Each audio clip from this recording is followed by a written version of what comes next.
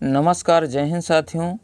मैं सुनील त्यागी और आप देख रहे हैं goal of student study platform. दोस्तों, आज का टॉपिक होगा हमारा रसों का, क्योंकि आपके एग्ज़ाम्स में रस से भी 4 से 5 नंबर के क्वेश्चन बन जाते हैं, जो कि बहुत ही डिफ़िकल्ट होता है। तो दोस्तों, हम इस रस को एकदम ट्रिकी वे में और बहुत ही आसान भाषा के साथ जानने वाले हैं, तो आप क्लास के अंत तक ज़रूर बने रहिएगा। और साथ में दोस्तों, हमने जितनी भी इम्पॉर्टेंट चीज़ें थी उन सभी को हमने इस क्लास के अंतर्गत समावेश किया है। तो आप जो है इस क्लास को पूरी देखने का जो है प्रयास करिएगा और देखिएगा भी, क्योंकि यदि आप देखते हैं तो आपको कुछ ना कुछ नॉलेज और रसों का संपूर्ण नॉलेज मिलने वाला है। तो चलिए इसी बातों के माध्यम से हम जानते हैं कि रस किसे कहते हैं, रस कितने प्रकार के होते हैं, और साथ में रसों के स्थायी भाव क्या होते हैं, क्या एग्जाम्पल्स होते हैं, और रस की उत्पत्ति किस शब्द से हुई है और किनके द्वारा इनका जो है रसों का विवेचन किया गया है। इन सब चीज़ों को एक ही क्लास के माध्यम से जानने वाले हैं। तो चलिए हम शुरुआत करते हैं। तो आप पहले हेडिंग डालेंगे रस, और रस के नीचे आप नोट डाउन करेंगे, क्या करेंगे, तो रस का सबसे पहले हमें जानना होता है कि रस का अर्थ क्या होता है। तो रस का शाब्दिक अर्थ होता है आनंद होता है। क्या होता है? तो रस का शाब्दिक अर्थ होता है आनंद, अर्थात काव्य को पढ़ने या सुनने में जिस आनंद की अनुभूति होती है उसी को रस कहते हैं। तो रस किसे कहते हैं? तो काव्य को पढ़ने या सुनने में जिस आनंद की अनुभूति होती है उसे रस कहते हैं। अब दोस्तों, रस का आपको ये पूछ लेता है कि रस की उत्पत्ति किस धातु से हुई है, तो आपको इसका भी प्रश्न नहीं पता होगा। रस को जो है उत्पत्ति करने का श्रेय किसे जाता है, इस चीज़ को भी नहीं जानते हैं, इस बात को भी नहीं जानते हैं। तो चलिए हम इन सारे चीज़ों को एक एक करके बहुत डिटेल से समझने वाले हैं। तो आप क्लास के अंत तक जरूर रहेगा। तो दोस्तों, यहाँ पर जो है आप नोट डाउन करेंगे कि रस का जो अर्थ होता है तो स्रा धातु से माना गया है। किससे? तो रस का अर्थ हमारा स्रा धातु से माना गया है, जिसका अर्थ होता है जो बहता है, अर्थात जिस भाव के रूप में हृदय से बहता है उसी को रस कहते हैं। तो यदि आपके एग्जाम्स में ये पूछ ले कि रस का जो है धातु क्या है, तो रस का अर्थ जो है स्रा धातु से माना गया है। आप आंसर करेंगे। तो काव्य की आत्मा किसे कहते हैं? तो रस को काव्य की आत्मा या प्राण माना गया है। किसे?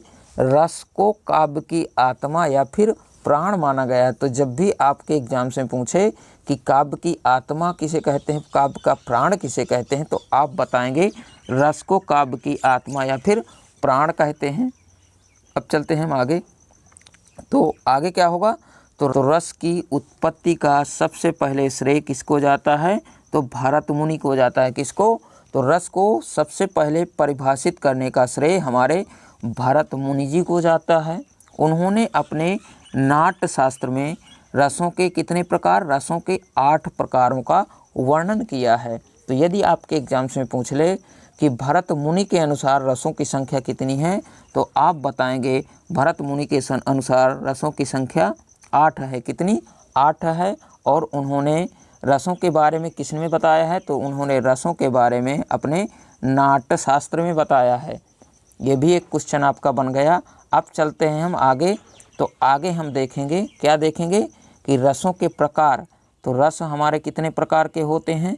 तो रस दोस्तों हमारे होते हैं 9 प्रकार के। कितने? 9 प्रकार के होते हैं हमारे रस।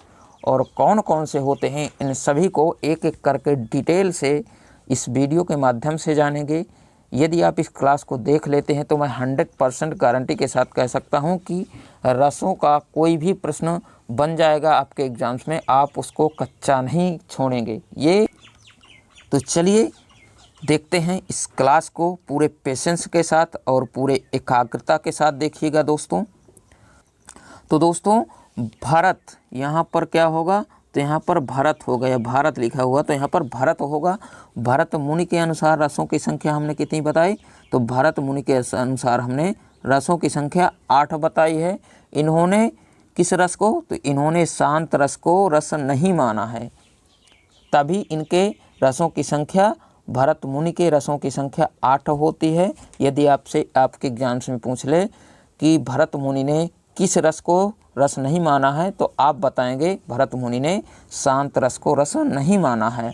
और इसी के अनुसार सूरदास जी के अनुसार रसों की संख्या कितनी है, तो सूरदास जी के अनुसार रसों की संख्या हमारी 11 है। कितनी है? 11 है। यदि आपके एग्जाम्स में पूछ ले कि सूरदास जी के अनुसार रसों की संख्या कितनी है, तो आप बताएंगे 11 है। अगर आपसे एग्जाम्स में पूछ ले कि नवा रस कौन सा है, तो आप बताएंगे नवा रस होता है हमारा शांत रस होता है। कौन सा? शांत रस होता है। अगर आपसे पूछ ले कि 10वां रस कौन सा है, तो आप 10वां रस बताएंगे वात्सल रस। कौन सा? तो हमारा 10वां रस होता है वात्सल रस। और आपसे पूछ ले कि 11वां रस कौन सा होता है, तो 11वां रस होता है हमारा भक्ति रस होता है। दोस्तों, ये जो हम सारा डिटेल देख रहे हैं ना, पता है क्या देख रहे हैं? हम देख रहे हैं ये जितने भी आपके एग्जाम्स में लास्ट ईयर क्वेश्चन पेपर से हैं, उन सभी चीज़ों को हमने उठा करके रखा है। देखो, पहला प्रश्न आपका बनता है रस के कितने प्रकार, तो हमारे रस के 9 प्रकार होते हैं। अब भरत मुनि के अनुसार रसों की संख्या कितनी होती है, तो 8 होती है। और भरत मुनि ने किस रस को रस नहीं माना है, तो शांत रस को भरत मुनि ने रस नहीं माना है। और सूरदास के अनुसार जो है रसों की संख्या होती है, तो सूरदास के अनुसार रसों की संख्या 11 होती है। और नवा रस कौन सा है, तो शांत रस है। वात्सल रस कौन सा है, तो 10वां रस वात्सल रस होता है। और भक्ति रस कौन सा है, तो 11वां रस भक्ति रस होता है। ये सारे प्रश्न हैं, इसीलिए हम इनको लिए हैं। तो ये जो है आप स्क्रीनशॉट ले लीजिएगा और साथ में इनको नोट डाउन भी कर लीजिएगा। लेकिन अगर आप अपनी नोटबुक में नोट डाउन करेंगे तो वो कभी नहीं डिलीट होगा। तो चलिए आगे चलते हैं। अब हमारा आ गया हमारा क्या, तो रस हैं। कौन कौन से रस होते हैं, तो हमने अभी रसों की संख्या बताई थी कि सूरदास जी के अनुसार रसों की संख्या 11 होती है। और साथ में भरत मुनि के अनुसार जो है 8 होती है। इसी प्रकार देख लेते हैं, तो हमारा श्रृंगार रस हो गया। कौन सा? श्रृंगार रस का स्थायी भाव क्या होता है, तो श्रृंगार रस का स्थायी भाव रति होता है। साथ में हास्य रस का स्थायी भाव क्या होता है, तो हास्य रस का स्थायी भाव हास्य होता है। दोस्तों, इसमें जो है खाली आप रसों को नोट करिएगा और हम स्थायी भाव के बारे में आगे हम बात करेंगे, क्योंकि हमने अगली भी स्लाइड में स्थायी भाव की बात करी है। अब यहाँ पर करुण रस होगा, तो करुण रस का क्या होता है, शोक होता है स्थायी भाव। वीर रस होता है अगला वाला, तो वीर रस क्या होता है, तो वीर रस का स्थायी भाव होता है उत्साह होता है। और इसके आगे क्या होता है, तो अद्भुत रस होता है। कौन सा? अद्भुत रस होता है। तो इसका जो है स्थायी भाव क्या होता है, आश्चर्य या फिर विस्मय होता है। और अगला कौन सा है, तो अगला है हमारा भयानक रस। भयानक रस का स्थायी भाव क्या होता है, तो भयानक रस का स्थायी भाव होता है भय होता है। इसी तरह बीभत्स रस का स्थायी भाव क्या होता है, तो जुगुप्सा होता है। और अगला रस होगा हमारा शांत रस। कौन सा? शांत रस। तो शांत रस का स्थायी भाव क्या होता है, निर्वेद या निर्वृत्ति होता है। क्या होता है? निर्वेद या निर्वृत्ति होता है। इसी तरह वात्सल रस का स्थायी भाव क्या है, तो वात्सल रस का स्थायी भाव होता है रति होता है।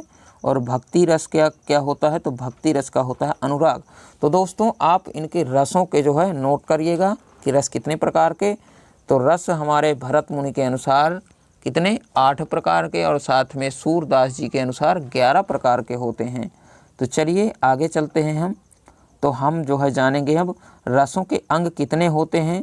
तो रसों के दोस्तों हमारे अंग कितने होते हैं, तो रसों के अंग होते हैं हमारे 4। कितने? 4 होते हैं। अब कौन कौन से होते हैं, तो पहला हमारा रस का अंग होता है स्थायी भाव। कौन सा? स्थायी भाव होता है। और दूसरा हमारा रस का अंग कौन सा होता है, विभाव होता है।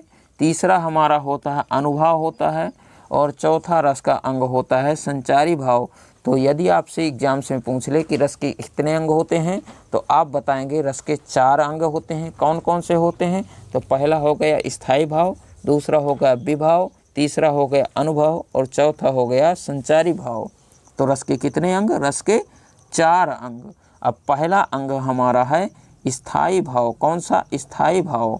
तो स्थायी भाव की हेडिंग डाल के उसके नीचे आप नोट डाउन करेंगे, वह भाव जो स्थायी हो अर्थात काफ़ी समय तक बना रहे, उसे स्थायी भाव कहते हैं। स्थायी भाव किसे कहते हैं? वह भाव जो स्थायी हो अर्थात काफ़ी समय तक बने रहे उसे स्थायी भाव कहते हैं।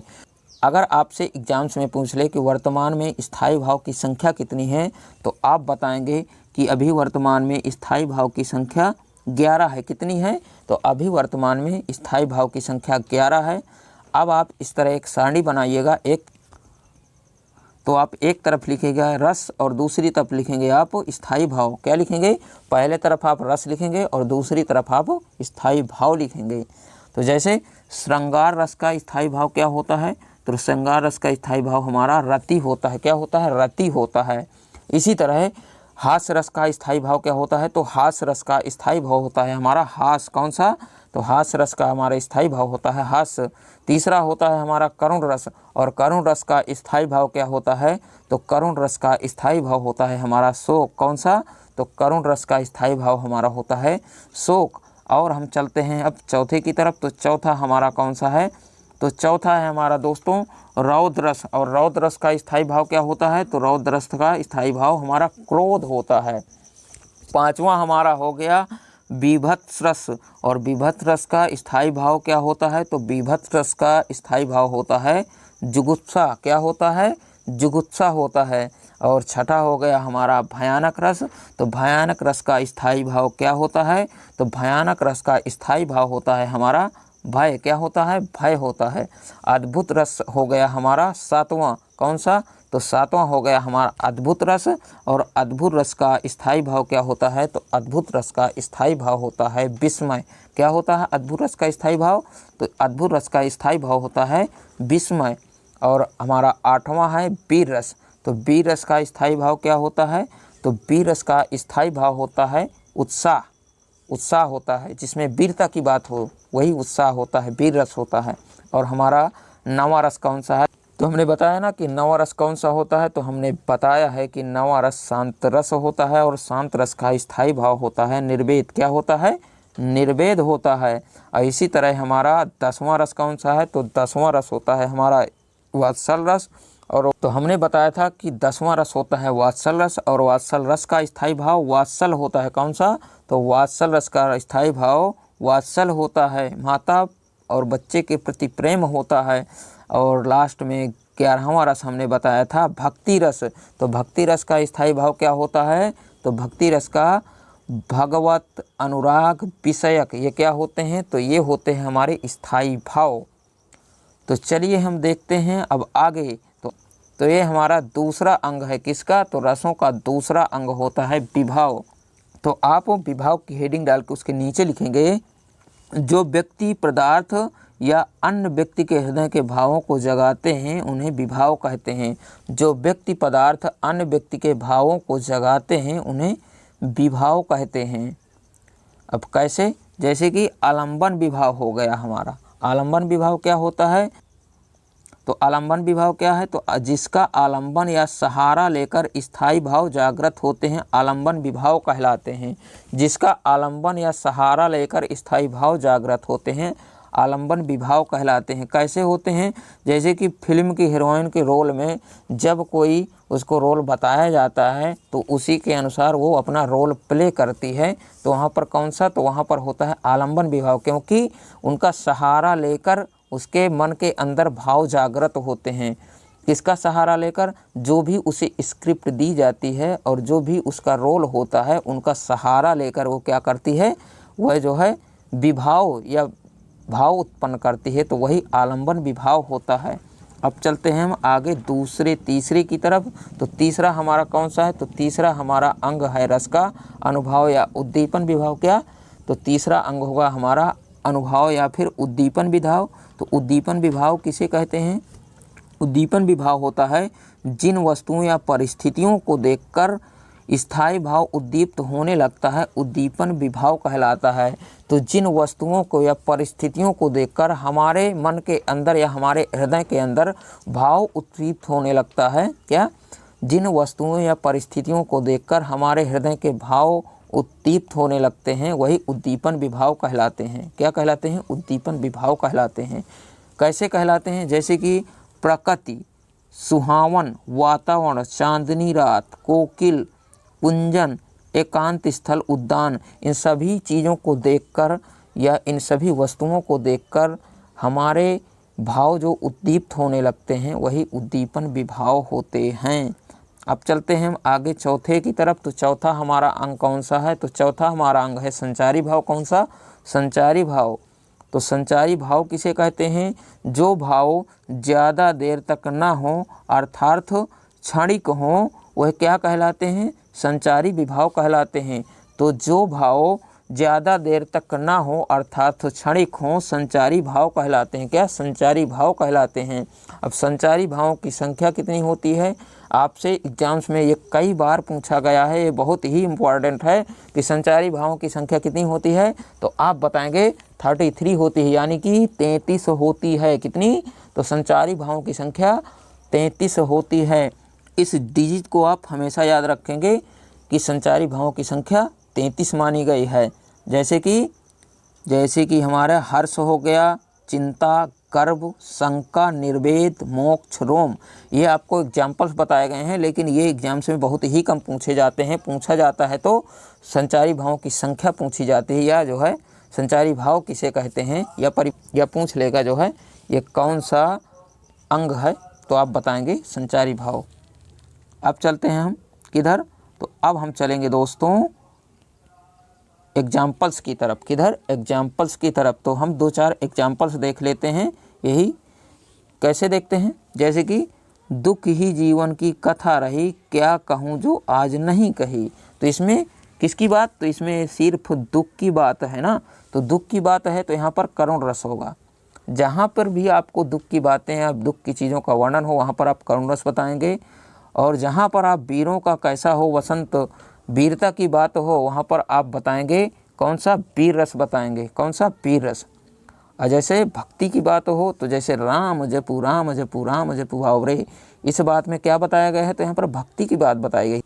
राम जपू राम जपू राम जपू, यानी कि राम को जपना या अर्थात राम की भक्ति की बात की गई है, तो यहाँ पर भक्ति रस होगा। इसी तरह इन दांतों पर मोती मारूं, इन दांतों पर मोती मारूं, वात्सल रस है। मतलब कि माता का बच्चे के प्रति प्रेम होता है, तो माता अपने बच्चे के दांतों को क्या कहती है? मोती के समान कहती है। तो ये क्या है? तो यहाँ पर हो गया हमारा वात्सल रस। अब चलेंगे हम श्रृंगार रस की तरफ। तो हमारा पहला रस कौन सा है? श्रृंगार रस है। अब रसों की संख्या हमने बताया था, तो रसों की हमने संख्या क्या बताया था?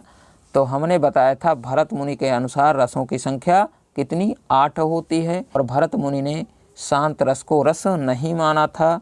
और साथ में सूरदास जी के अनुसार रसों की संख्या कितनी? तो 11 होती है। तो चलिए इन सभी को हम देखते हैं एक एक करके पूरे डिटेल के साथ। तो आप श्रृंगार रस की हेडिंग डाल के इसके नीचे नोट डाउन करेंगे श्रृंगार रस का स्थायी भाव क्या होता है। तो श्रृंगार रस का स्थायी भाव होता है हमारा रति या फिर प्रेम होता है। क्या होता है? रति या फिर प्रेम होता है।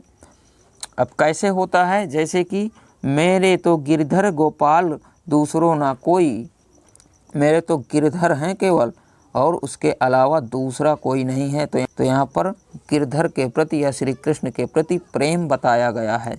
अब जैसे यहाँ पर दूसरा एग्जाम्पल्स है, जाके सिर मुकुट मेरा पति सोई, मतलब जिसके सिर पर मुकुट होगा वही मेरा पति होगा। यहाँ पर पति के प्रेम की बात की गई है। तो जहाँ पर भी आपको पति पत्नी के प्रेम की बात हो वहाँ पर आप बताएंगे श्रृंगार रस, यानी कि प्रेम या भाव की बात होगी।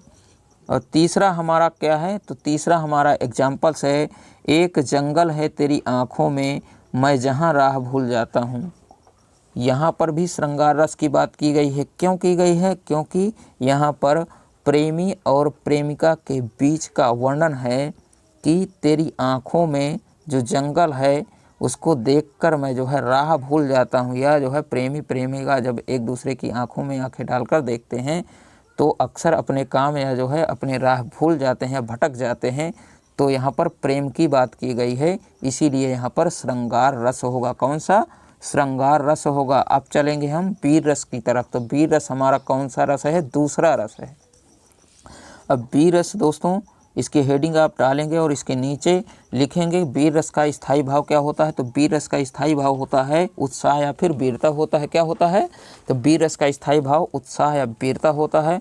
जैसे कि खूब लड़ी मर्दानी वो तो झांसी वाली रानी थी। यहाँ पर किस चीज़ की वर्णन है, तो यहाँ पर है हमारा वीरता का वर्णन है, क्योंकि खूब लड़ी मर्दानी वो तो झांसी वाली रानी थी, तो झांसी की रानी की वीरता की बात की गई है, तो यहाँ पर वीर रस होगा। अब इसके बाद हमारा एग्जाम्पल्स है सेकंड, तो यमराज से भी युद्ध में प्रस्तुत सदा मानो मुझे, मतलब चाहे यमराज से भी युद्ध करा दो मुझे, मैं हमेशा उसमें उपस्थित होऊंगा, तो ये भी वीरता की बात है, तो यहाँ पर भी वीर रस होगा।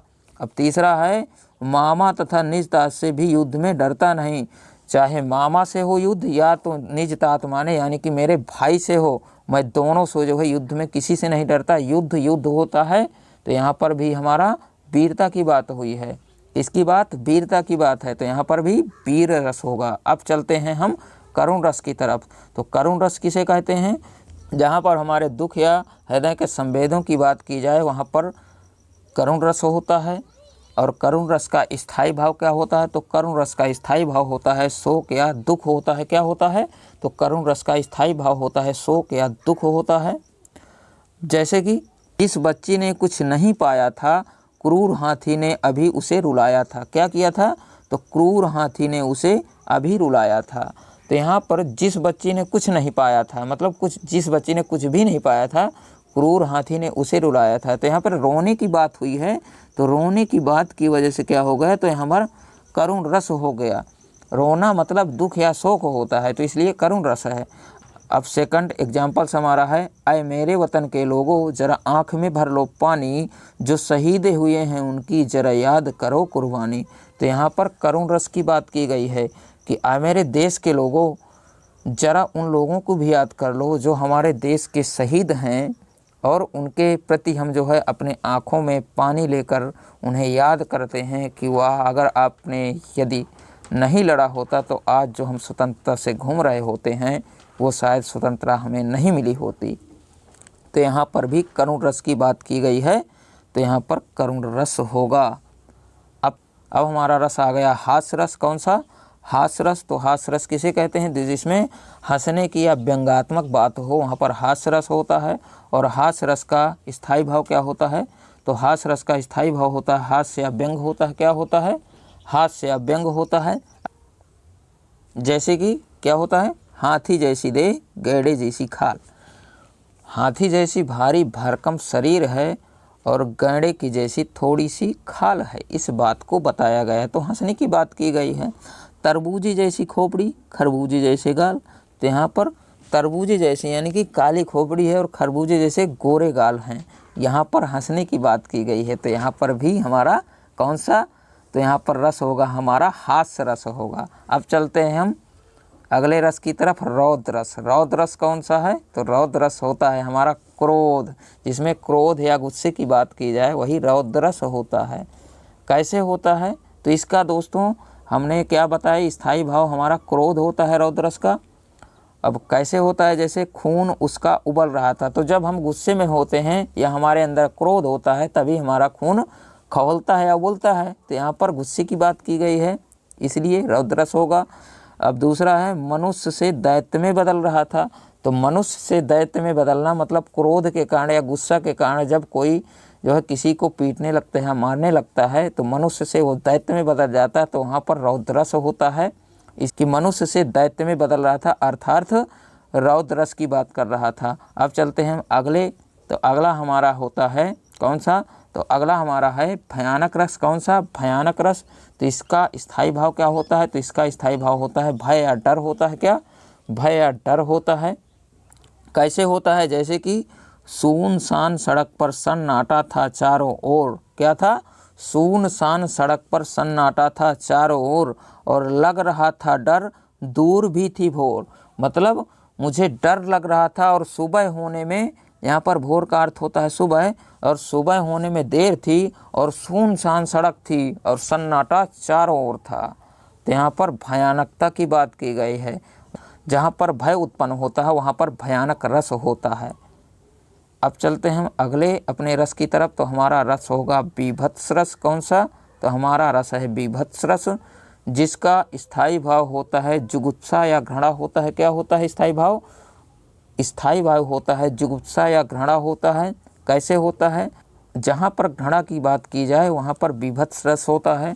कैसे होता है? जैसे कि गिद्ध और चील मंडरा रहे थे और चूहे को तड़पा रहे थे।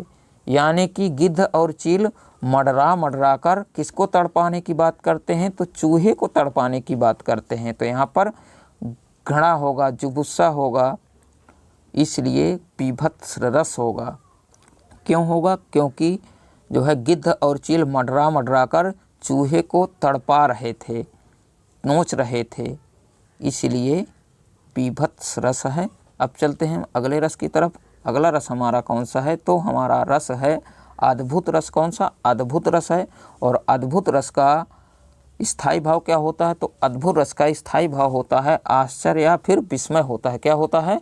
अद्भुत रस का स्थायी भाव होता है आश्चर्य या विस्मय होता है। और जहाँ पर आश्चर्य या विस्मय की बात की जाए वहाँ पर अद्भुत रस होता है। साथ में एक चीज़ और नोट डाउन करिएगा, अतिशयोक्ति अलंकार के सभी उदाहरण अद्भुत रस होते हैं। किसके? अतिशयोक्ति अलंकार के जितने भी एग्जाम्पल्स होते हैं वो सारे अद्भुत रस होते हैं। कैसे होते हैं? जैसे कि मछली चलकर जमीन पर आई, अचंभा देखिए साहिल भाई। तो यहाँ पर क्या बताया गया है? यहाँ पर बताया गया है कि मछली चलकर ज़मीन पर आई। तो मछली कभी ज़मीन पर चल सकती है? नहीं चल सकती है। वो जल में तैर सकती है लेकिन वो ज़मीन पर चल नहीं सकती। ये अचंभे वाली बात है, आश्चर्य वाली बात है, विस्मय वाली बात है, इसलिए यहाँ पर अद्भुत रस है। अब दूसरा एग्जाम्पल्स कहता है, आगे नदियाँ पड़ी अपार, घोड़ा कैसे उतरे पार, राणा ने सोचा इस पार, तब चेतक था उस पार। यहाँ पर भी अद्भुत होने की बात की गई, आश्चर्य की बात की गई है, विस्मय की बात की गई। क्यों की गई है? क्योंकि राणा जो है युद्ध करने जा रहे होते हैं, उनके आगे जो है कुछ नदियाँ बहुत बड़ी बड़ी आ जाती हैं। तो वो अपने मन में ये सोचते हैं कि ये नदियाँ इतनी बड़ी हैं, हमारा घोड़ा कैसे उतरे पार। तो इस बात को जैसे ही वो सोचते हैं तब तक चेतक उनका जो घोड़ा होता है वो उस पार चला जाता है। इन जो है पंक्तियों में कितना बढ़ा चढ़ाकर वर्णन किया गया है। तो यहाँ पर आश्चर्य या विस्मय या फिर अद्भुत रस होगा। कौन सा? अद्भुत रस होगा। क्योंकि इन पंक्तियों में बहुत बढ़ा चढ़ाकर वर्णन किया गया है, इसलिए अद्भुत रस होगा। कौन सा? अद्भुत रस होगा। तो अब हम चलेंगे अगले रस की तरफ। किधर? अगला रस होगा हमारा शांत रस। कौन सा? शांत रस होगा। शांत रस का स्थायी भाव क्या होता है? तो शांत रस का स्थायी भाव होता है निर्वेद या निवृत्ति होता है। क्या होता है? निर्वेद या निवृत्ति होता है। और शांत रस को कौन सा रस कहते हैं? तो शांत को हम कहते हैं नवा रस। कौन सा? नवा रस कहते हैं। जैसे कि आए मालिक तेरे बंदे हम, ऐसे हों हमारे कदम, नेकी पर चले और बंदी से टले हम। आए मालिक, आए ईश्वर या प्रकृति या भगवान, तेरे बंदे हैं हम, मतलब कि हम तेरे बच्चे हैं। ऐसे हों हमारे कर्म, यानी कि हमारे कर्म ऐसे करना ताकि हम अच्छी राह पर चलें और बुराइयों से हमेशा टलते रहें। तो यहाँ पर कौन सा रस होगा? तो यहाँ पर हमारा शांत रस होगा। कौन सा? शांत रस। दूसरा एग्जाम्पल्स है, तो दूसरा एग्जाम्पल्स क्या कहता है? दूसरा कहता है, जब मैं था तब हरि नाही, अब हरि है मैं नाही, सब अंधियारा मिट गया जब दीपक देखा माही। यानी कि जब मैं था अर्थात घमंड था जब, तब हरि नहीं थे, भगवान नहीं थे, ईश्वर नहीं था, प्रकृति नहीं थी। अब हरि हैं, यानी कि अब हरि हैं, अब प्रकृति है, भगवान है, तो अब मैं नहीं, यानी कि घमंड नहीं है। सब अंधियारा मिट गया। जब घमंड मिट जाता है तो हमारे अंदर का जो भी अंधकार होता है वो सब मिट जाता है जब हम दीपक देखते हैं। तो यहाँ पर हमारा कौन सा रस है? यहाँ पर हमारा रस होगा शांत रस। कौन सा? शांत रस। अब हम चलेंगे अगले रस की तरफ। किधर? अगले रस की तरफ। तो अगला रस हमारा भक्ति रस होगा। कौन सा? भक्ति रस होगा। तो भक्ति रस का स्थायी भाव क्या होता है? तो भक्ति रस का स्थायी भाव होता है आस्था। क्या होता है? आस्था होता है। और भक्ति रस को कौन सा रस कहते हैं? तो भक्ति रस को शांत रस कहते हैं। कौन सा? शांत रस कहते हैं। भक्ति यानी कि ईश्वर के प्रति आस्था या ईश्वर के प्रति प्रेम, इसी को भक्ति रस कहते हैं। कैसे कहते हैं? जैसे कि रघुपति राघव राजा राम पतित पावन सीताराम। यहाँ पर रघुपति राघव राजा राम पतित पावन सीताराम, इन पंक्तियों में क्या बताया गया है? इन पंक्तियों के माध्यम से हमें भक्ति के बारे में बताया गया है, इसलिए यहाँ पर भक्ति रस होगा। कौन सा? भक्ति रस होगा। अब चलेंगे हम अगले रस की ओर। किधर? अगला रस होगा हमारा कौन सा? वात्सल रस। तो वात्सल रस किसे कहते हैं? तो 10वें रस को वात्सल रस कहते हैं। किसको? 10वें रस को वात्सल रस कहते हैं। कैसे कहते हैं? तो यहाँ पर दोस्तों एक बात और है, वात्सल रस क्या होता है? तो ये माता और पुत्र के प्रेम की बात करता है। कौन? वात्सल रस। वात्सल रस माता और पुत्र के प्रेम के प्रति की बात करता है। जैसे कि मैया मोरी मैं नहीं माखन खायो, मैया मोरी मैं नहीं माखन खायो। तो यहाँ पर श्री कृष्ण कह रहे हैं अपनी माँ से कि मेरी मैया या मेरी माँ मैं नहीं माखन खाया हूँ, अर्थात मैंने माखन नहीं खाया। बड़े प्यार से, बड़े प्रेम से कहते हैं, तो उनकी माँ भी उसी बात को स्वीकार कर लेती है प्रेम से कि मेरा बच्चा है। तो यहाँ पर प्रेम की बात है, वात्सल की बात है, तो इसलिए हमारा वात्सल रस होगा। अब चलते हैं हम आखिरी की तरफ। तो दोस्तों यदि हमारी क्लास आपको पसंद आई हो तो आप अपने फ्रेंड्स को भी इस क्लास को शेयर करिएगा। और साथ में दोस्तों यदि आप अपने हिंदी को इम्प्रूव करना चाहते हैं तो आप हिंदी की और व्याकरण की हमने संपूर्ण प्लेलिस्ट बना रखी है, तो उसमें जाकर के आप देख सकते हैं। सारी क्लासें अरेंज में हैं और सारे इम्पोर्टेंट एवं क्वेश्चन, सारे जो है जितने भी फैक्ट हैं हिंदी व्याकरण के, सारे हमने इन क्लासों के माध्यम से संपूर्ण विस्तृत अध्ययन दे दिया है। और इसमें हम जो है चैनल की प्लेलिस्ट भी डाल देंगे, तो आप उसमें क्लिक करके आप जो है डायरेक्ट उसमें पहुंच सकते हैं। तो दोस्तों यदि हमारी क्लास आपको पसंद आई हो तो आप हमारे चैनल को लाइक, शेयर और सब्सक्राइब करने के साथ साथ अपने मित्रों को भी शेयर करिएगा, ताकि आपके फ्रेंड्स की भी मदद हो सके। तो मिलते हैं किसी नेक्स्ट सेशन में, तब तक के लिए जय हिंद, वंदे मातरम।